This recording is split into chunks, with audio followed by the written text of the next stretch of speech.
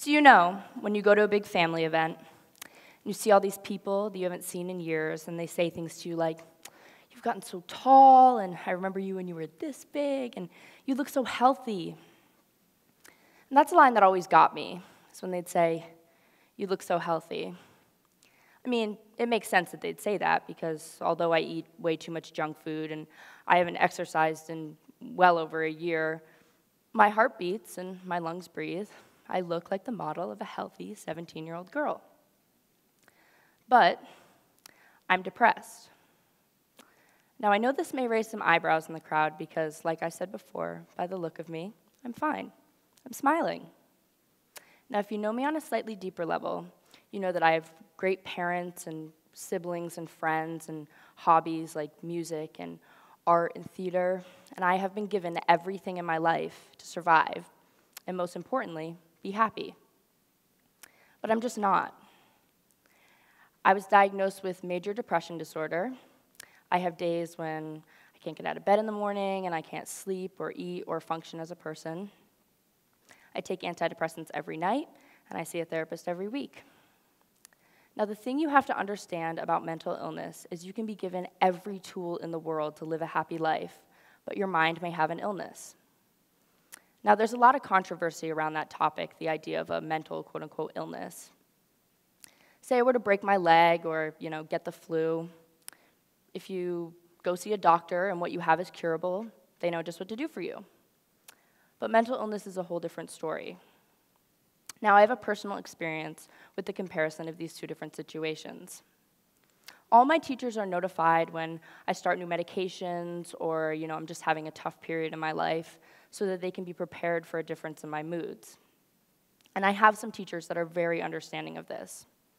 But there's always one or two of my teachers that treat my depression as if it's a figment of my imagination or, an excuse to be lazy or over-exaggerated teenage drama. And they say things to me like, "Abigail, you just need to use your class time more productively and do your homework."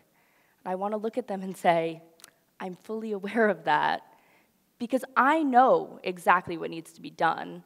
I just don't, at that time, have the mental capacity to do it. It's not a question of willpower.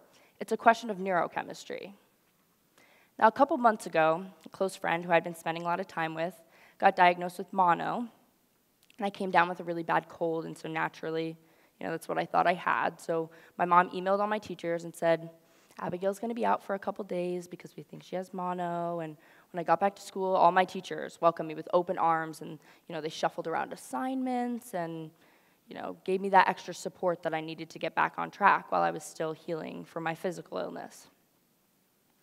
I went to go see my therapist that week, and I said to her, "I've been falling really far behind in school because of my depression, and I need some help getting back on track." She said, "You should really get a doctor's note for your mono." And I just stared at her, and I was like, "What do you mean?" And she was like, "I'll help you to inform them of your depression, but it would really help if you had that proof of mono under your belt." And I was completely mind blown by this, by the fact that even my therapist was fully aware of how differently physical and mental illness is treated in the school system. And like I said before, I've had some absolutely wonderful support in my school from some teachers and counselors that, helped me stay on track in my time of depression. And up until my depression, I was a great student. I was passing all my classes with flying colors and, getting things in on time, but because of my illness, I've fallen behind. And throughout my year of going through this, I've had a lot of doubts from, my peers and people of my own age about the validity of my illness, but that's easy for me to look past. I can simply say to myself, "Abigail, what you're going through is real, and you're going to do everything you can to feel better, whether people believe you're sick or not."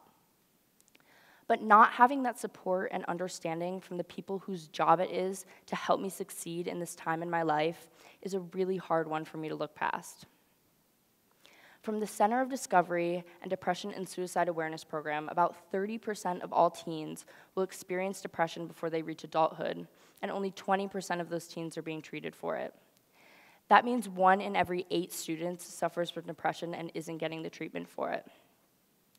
Now, if those statistics don't gather your attention, think about the fact that suicide is the third leading cause of death from ages 15 to 24, and every 100 minutes, a student will die from suicide.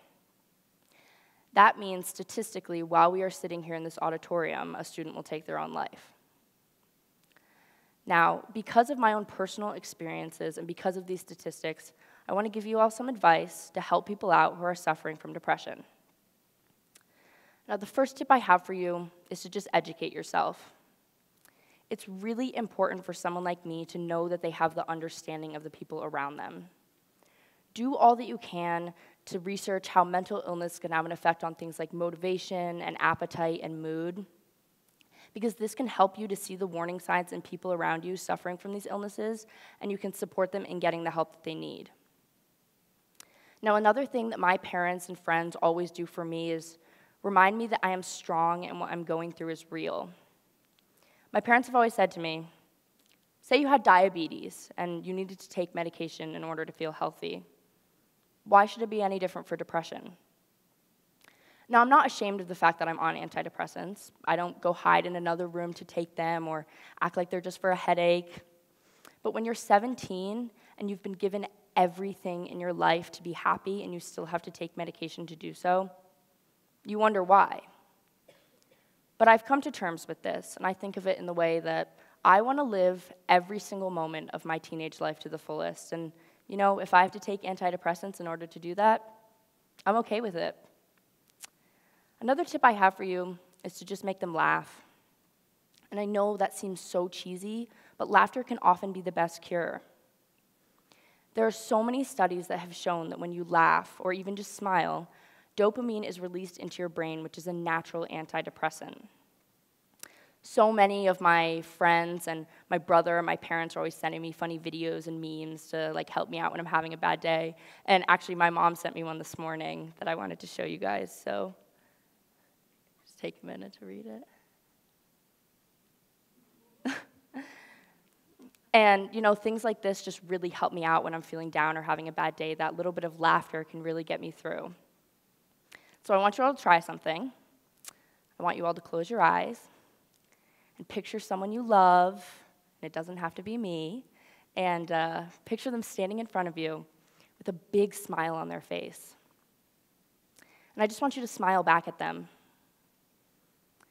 Now open your eyes and think about how that makes you feel. Even if you're not someone that suffers from depression, little things like this can help you so much when you're having a bad day, and I try to do things like this all the time. The times that I can smile until my cheeks hurt and laugh until my stomach hurts takes away the pain of my sadness and replaces it with some of the best pain in the world. So go out of your way to give that little extra bit of laughter, because it can really go a long way. Now, the last tip I have for you is so simple but so crucial. Just listen. Be that friend or adult that just listens. I have so many people in my life that are just a phone call away when I want to, talk about a horrible day I've had, and I don't often call for advice. And I don't call to hear them say, Abigail, everything's going to be okay and everything gets better, because there are so many times when you're depressed that you don't want to hear that because you don't feel that way. And although it is so true, you just need to get those thoughts out that would otherwise be circling your brain. So be the listener, because that can be the most important role. Educate yourself about the effects and causes of mental illness and try your best to understand. Go out of your way to make them laugh by sending them a funny video or recommending a funny show. Always give them love and send them a meme, because memes can go a long way. If you're someone that has been trying to figure out what to say, here is the secret, the ticket to the right thing to say. Remind them that their depression is not a figment of their imagination, and they are strong enough to make it through, because I'm strong enough to make it through. And for those of you that are listening, you are too. Thank you.